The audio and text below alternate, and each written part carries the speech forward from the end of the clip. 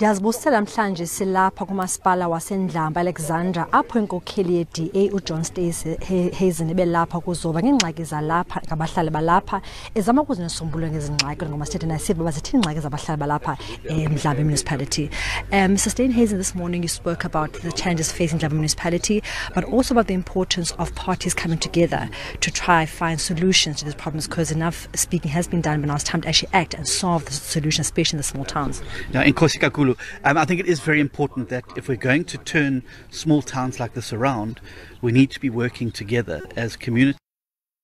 political parties to find solutions to these problems. A lot of people's focus is on the metro areas, but I